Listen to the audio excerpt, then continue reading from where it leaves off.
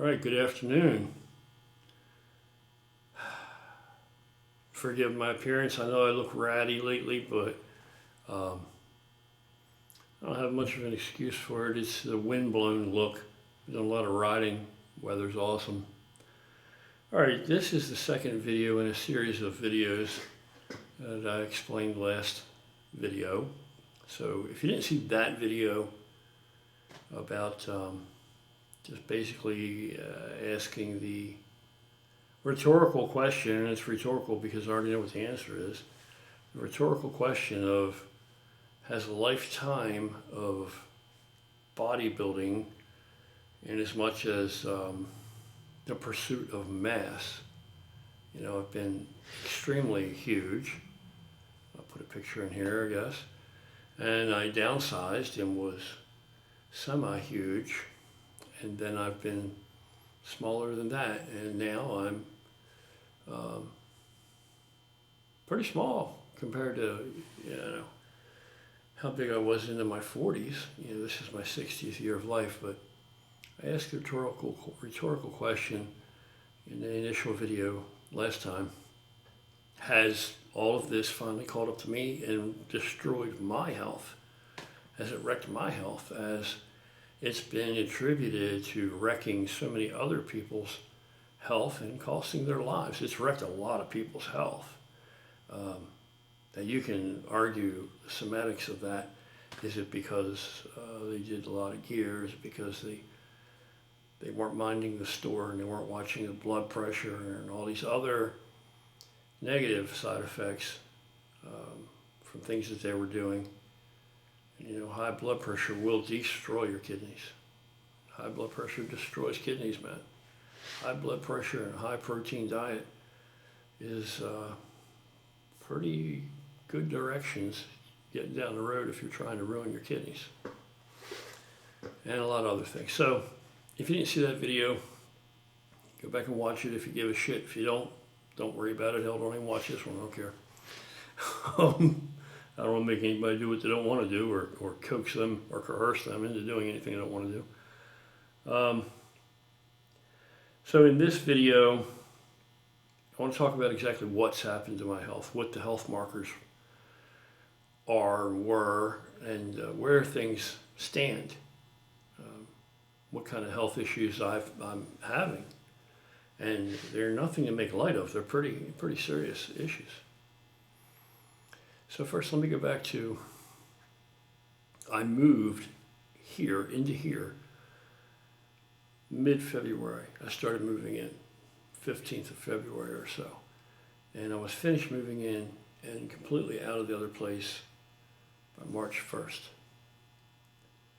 Okay.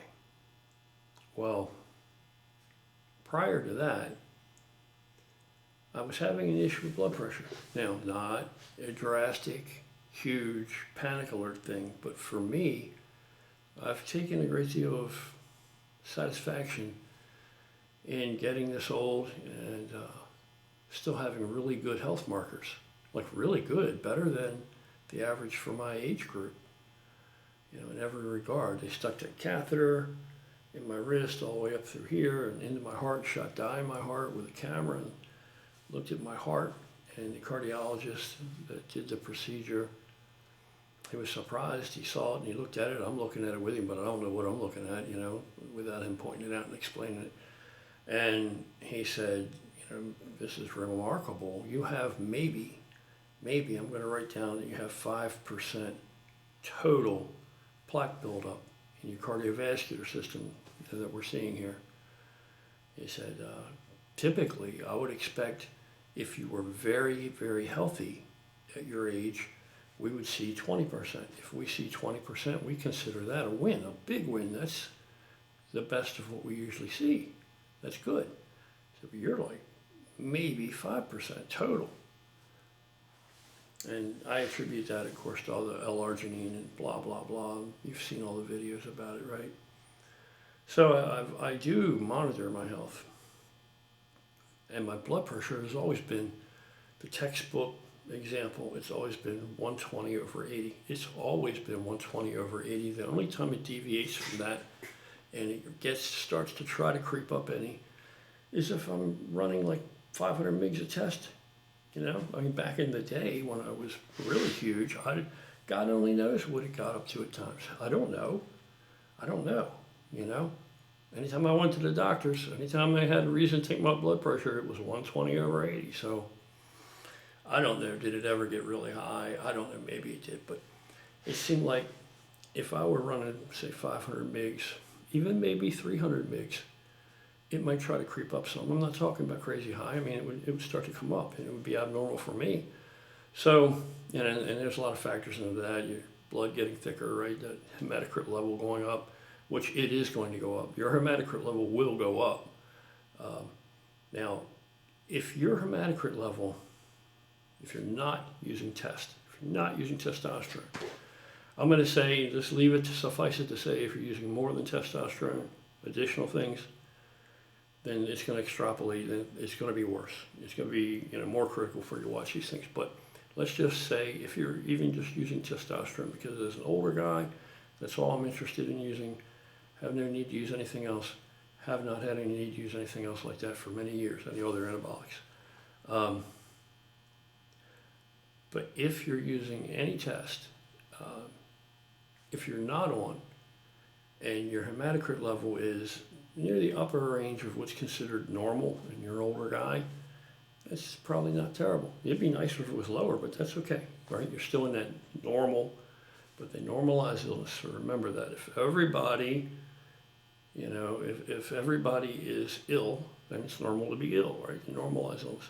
So if you're in the upper range of what's considered normal, and you're not on any testosterone or anything, then you really probably don't have a lot to worry about. You're okay. But if you're on test and you're in the upper range of what's considered normal, that's no good. It's no good because it's really something you have to watch if you're on gear. Really is. So that's the way I've always looked at it. And I can manage that through, you know, extra hydration, one baby aspirin every day in the morning, the L-arginine, you know, daily, sometimes twice a day.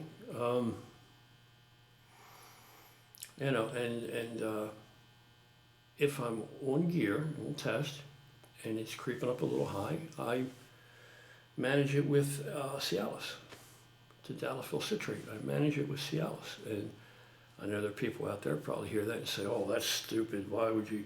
You know, that's not a good idea." Listen, lately they have actually begun treating some people that are pre-hypertensive, that have a little high blood pressure, treating them with tadalafil citrate. Cialis is a trade name. Tadalafil citrate is the chemical name.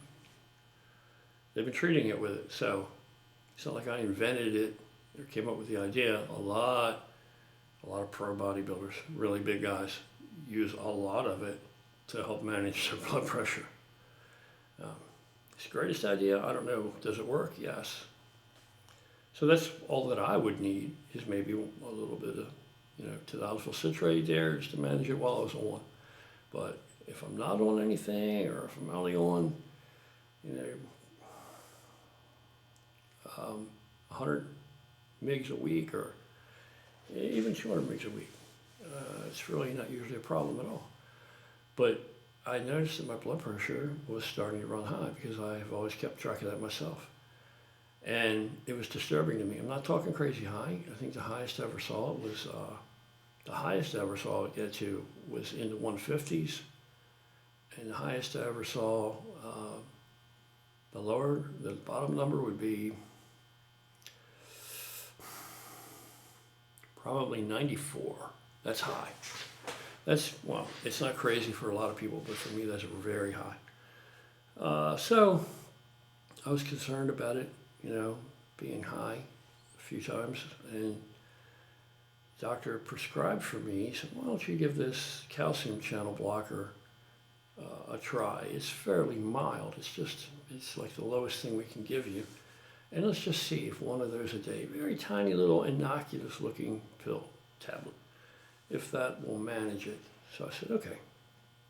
All right, so I started taking it, watched my blood pressure, came down, everything's good. All right. Well, I'll get to this, and I don't want to rush it. Well, the problem started to come in when I was moving mid-February to March 1st. At the same time, it came up for my biannual, twice a year, physical and blood work, just for overall health concerns or tracking. So I went and had it all done, fasted, right, in the morning. And, I came home, went on with my life with moving, had all this stuff to move, everything moved in here. Didn't think any of it because I figured blood pressure was the issue really that I had like the month before that, and that seems to be settled with this bullshit that I'm taking now, which I didn't like taking this shit, but it was doing the job. All right. Well, what you want to call that is actually laziness on my behalf, laziness. That I actually bought into the bullshit where you just take a pill and you're going to be all better, or you'll be able to live with it, right? Figure 60th year life, maybe I have to make this concession. Wasn't a good move, I'll tell you why. I was starting to feel kind of not right, something off. Not bad, but just something a little off. I didn't really know what it was. Blood pressure was good. So that's why I started doing all the cardio, ramped the cardio up, started doing all the real world fitness and conditioning movements and exercises along with my weightlifting. Like I started doing the speed bag, and I started doing skipping rope, jumping rope, and I started doing the unilateral farmer walks, outside, dumbbell or plate in one hand, and then a dumbbell or plate in the other hand, doing all this kind of stuff. And I was feeling better. So probably forgot about the health thing and all that shit, right? But what I didn't realize is they didn't have my phone number, so how are they going to contact me other than email? Because I finally got the smartphone, remember? First smartphone. So around the time I was moving, around the first week I was in here, so they didn't have that phone number. All right. Well, I have different email accounts, right? The Gorilla with a Cause one is the one I do most of my email through. That's most people that I need to communicate with. That's how they contact me.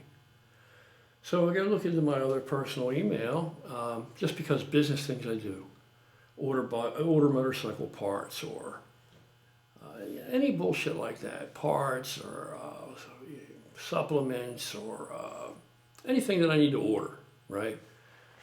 Online. I always use that email. Okay, so I go and look at that. So when I go into there, I'm always looking for something in particular. I'm not looking for a bunch of spam. I'm looking for something in particular. So I happen to go on there probably, I don't know, May, beginning of May maybe? I think probably very beginning of May. I go on there and I look and I see my healthcare provider has recently emailed me, and in the subject line it says, "You've missed your appointment." And I was like, what? I don't have an appointment. What are you going to miss my appointment? So that got my eye. So I open the email, I look in there, and it says on there, "You missed your appointment for your consultation to explore treatment options for your diabetes." Yeah, for my diabetes. So I'm like, what the hell are they talking about? I'm like, diabetes? I'm not diabetic. What are they talking about? So I thought, I better go look at this blood work. I never did even see it. So I go and pull up my medical records. I look at the blood work, and it says on there that they've diagnosed me as diabetic. I'm diabetic. And I look at it, and it says my blood sugar level, fasted that morning, was 260 something. That's mad high. For a person that has never been diabetic and has no idea, an inkling of any problem, and my blood sugar has always run fasted first thing in the morning, lower than 90, that's not good. I think I was typically around 84, 82, 85. So this was like, what? 260 something. Jesus Christ. So I look at the rest of the blood work. Everything's awesome. Some things are even improved over last time. My kidney filtration rate is actually improved. It's actually better. You know, I was still okay for my age group. I was still normal, but it's actually better than normal. So that's a real big win. And now remember, I started this cardio and all up and this new approach to training and everything else prior to my discovery or my awakening to what the results were of all this blood work, right? So I already had, I don't know, some enough time, some credible time in with all the stepped up cardio I'm doing and every other thing. And my cardiovascular health has absolutely improved, and I've dropped some body fat. Good, decent bit by now. So I go right away and start panicking. I'm like, 260, oh my God, fasted? I'm diabetic? How the fuck did this happen? So I start doing some research, but first thing I do is I run out here and I start digging through some boxes and I find 2 glucose meters, blood sugar level meters, right? Because I've always kept track of this shit. Not for some time now, but I used to. And I used to keep track of it so that I knew how much carbolin to take, right? To generate the insulin spike, to supersaturate the muscles with glycogen during the workout. And then I take the glucose reading again after, the blood sugar reading again after, because I want to make sure that I haven't smashed it ground level flat, but I don't want there to be too much excess sugar because then you're going to get fat. You need to cut back on that carbolin. You know, so this is how I know how much. And probably the last time I really checked it legitimately was that video that I made some time ago showing you how to check it and what it's reading after the ingestion of the carbolin, you know, and what it read in the morning, and then I go into the gym and work out and what it read afterwards, right? So I have these 2 meters, both batteries are dead. Each one takes a different kind of battery and they're both dead. So I thought, you know, screw this is really important. I'm gonna run out to the local drugstore, pharmacy, and grab another one. They're cheap enough. Just get a brand new one and check it. And so that's what I did. I ran out to the store, I got it, I got out in my truck, and I checked it right then and there, and it was like 140 something, 130 something, maybe. But this is early afternoon. I've been eating all day, everything, so this really didn't tell me shit. It's not really paying attention exactly to what I've eaten, when I've eaten in relation to blood sugar, you know. I'm thinking, this isn't terrible. Let's see what it is first thing in the morning fasted. So I got up the next morning first thing. Now remember, the blood work says that when I got the blood work done back in beginning of March, that I was 260 something. That's horrible. It's a long far cry from 84, 85, right? So I get up in the morning, I check it, and I'm 240. So I'm like, okay, well, 240 is better than 260 something. So I attributed the cardio that I had already been doing and the way I had already been training with all the cardiovascular shit, the speed bag, jumping rope, all the treadmill shit, right? And I really jumped headlong into that, improving my cardiovascular conditioning. I have attributed that to bringing it down some. So then I do some research and come to find out, you remember that little pill I told you? They gave me that little tablet for blood pressure. It was calcium blocker, is that what this son bitch is? So a calcium channel blocker. Well, one of the side effects of that is it can increase your blood sugar level. And one of the side effects of having a high blood sugar level, running high, can be higher blood pressure. So it's chicken or the egg type thing, right? So I decided, let's get a clean slate here and see if I can fix this shit. Let's just see it, because I'm a hardhead, and I always believe in the power of self. I always believe that you can do it, you know, no matter what it is, almost, right? That you can do it if you're willing to put the work in. So I thought, okay, let's see if I can do it. I don't have anything to lose. I'd rather do that now. So calcium channel blocker, gone. Not taking that son of a bitch anymore. So I got to monitor blood pressure now, and I got to monitor blood sugar every day, see what happens. So I stepped up the cardio to every day. So every day I do cardio, a minimum of 30 minutes. Sometimes if I'm feeling my Wheaties, which I didn't really eat, I may do 48, 49 minutes, 50 minutes. But the minimum I'll do is 30 quality, productive minutes of cardio. That means productive minutes, okay? That's not just walking on the treadmill for 30 minutes. If you think that walking is exercise or should be challenging to you, you're wrong. We are bipedal. We're bipeds. Walking is just how we motivate around. That's how we get from one place to the other. We're designed to be able to do that. That's not exercise. If walking is exercise for you, then you're in worse shape than me, or you're damn well on the road to it. So you need to get up off your ass and get moving.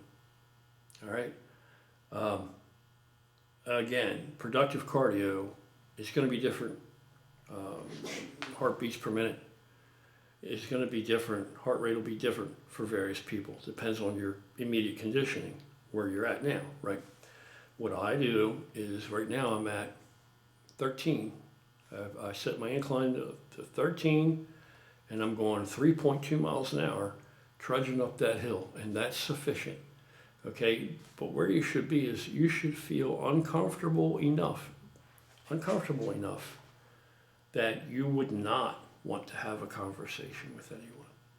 It would be uncomfortable to have a conversation, but you don't want to be so stressed, putting such a amount of load on your heart and your cardiovascular system that you would be incapable of having a conversation if so engaged. If you physically could not have a conversation, that's too much. You need to back it down. But you wouldn't want to be comfortable. You want to be right at the spot where, yeah, you could have a conversation, but you damn sure really don't want to. It'd be very uncomfortable. Okay? That's what you want. That's about where. And that always proves out to be about right. So, I hate the cardio, but I do it every day. I have to have 30 productive minutes. So that means it's always going to be 32, 33 minutes minimum, because it's going to take a little bit to get my heart up. It doesn't take long now because I go dive right into it, and maybe a little cool down, right? But in between that, there has to be 30 quality productive minutes. So I do that every day, and I detest it. I hate cardio. So if you don't like cardio, I feel your pain. But at this point, I've decided it's a must do for me. Have to do it. Okay, and I've revamped my diet and nutrient timing. My meal timing is different. What I eat, what time of the day I eat it is different. And so once again, where the science tells you, where the old school would say to you, based on anecdotal evidence and successes, old school would say, yeah, you want to lose some weight, blah, blah, blah.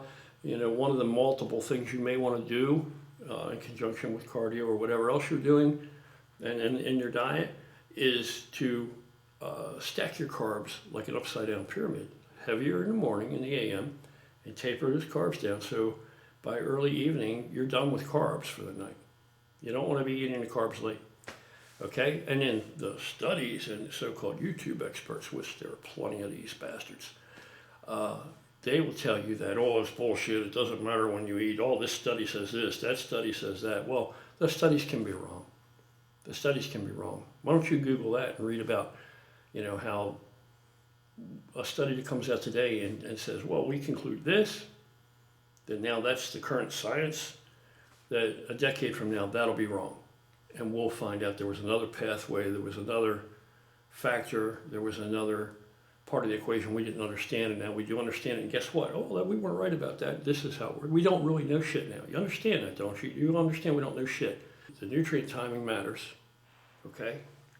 So when you are always, or you heard, you want to cut the carbs as the day goes on. If you're trying to lose weight, it can help. It can help, okay? Because we're talking about insulin, right? You eat some carbs, you eat something in the evening that converts into sugar and generates an insulin response, insulinogenic response. Now you can go lay down where there's very little caloric demand as opposed to what you did with the rest of the day, hopefully. under normal conditions. So what's going to happen then? That insulin, that's the most powerful hormone the body can produce. It's the most anabolic hormone the body can produce. So the insulin comes out, and its job is to shuttle nutrients into the cell membrane at a huge, high density, high amount, right? So, yeah, that's why you may not want to eat carbs at night. Yeah, but yet the science and the professionals, which I'm not one of, they'll tell you, oh, that's not true. It's exactly true. Just like they'll tell you, oh, L-carnitine doesn't help you with fat loss. Well, why do you think that? Well, that's what the science says, the study. Well, the study was flawed because when I look at the study, the application, the way that they tried to apply it, they clearly didn't know fuck all about how to aid in fat loss with L-carnitine, because the way that they did it wouldn't help me either. You can't just take it like a magic bullet and lose body fat. You take it pre-cardio, 10 minutes, 12 minutes before cardio, you'll sweat your balls off. And everything costs a coin in the realm, which is calories. So, but I'm going down a different path here. Let me get back on track. So what I've done is I've changed up my nutrient timing, what I eat, when I eat, the cardio every day. No milk anymore now. Well, now I have started drinking some milk again. But really watching the sugar, I'm watching the carbs, and consuming a lot more water. So, I think, my belief is that through these measures, because here's what I've seen, and I've worked with people, and I've preached it, and I have seen it in the real world happen. I've seen people with type 2 diabetes that got so far down the road that they were using insulin to manage it, medically prescribed by a doctor to manage it with insulin. And I have seen them, through cardio and exercise and proper nutrition, eventually make their way to the point where they don't have it anymore. They don't have it to reverse it, and they're not using anything to manage it. Yeah, it's completely and 100% reversible and curable, type 2, if you developed it later in life. All right, so I've seen this, and I've always believed it, and I've always preached it. Now, can I do it to myself? I think I can. So that's what I've set this all up and designed this entire program around, is for me to get healthy, okay? Nothing for blood pressure, because that only made it all worse. And get my blood sugar in order back down to where it's supposed to be normal, and my blood pressure back down to where it's supposed to be normal without anything. So what do you think? Do you think I can accomplish this? Do you think it's foolishness? Do you think it isn't going to work? It can be done? What do you think? Does it make sense? Well, I'll tell you in the next video. I broke this up into these 3 videos like I said I was going to do, because it's just too much and I'm too verbose, and the video will end up being so damn long nobody wants to sit through it. Not even me to edit it or to load it. So that's where I'm at. Very serious issue. And it's a slippery slope once you start going downhill at this age, I believe, what I've seen. So the next video we'll go over an exact logging of where the numbers have been as this has been ongoing now, and what progress I have made or have not made, and what am I seeing any light at the end of the tunnel, one way or the other? Am I seeing down the road that it is what it is? I'm going to have to medically manage this. Or does it look like, yeah, this shit is going to go away? It's not going to go away all on its own, but being responsible for myself and my own health and taking action, I can straighten it out, square it up. And we'll talk about what led me to this. How did I get here? How did I get here? I will tell you, I got here through the way that I've approached my personal nutrition, the way that I've eaten, and for not being at the helm, for not being, the captain of the rudder of the ship that steers my life and my health.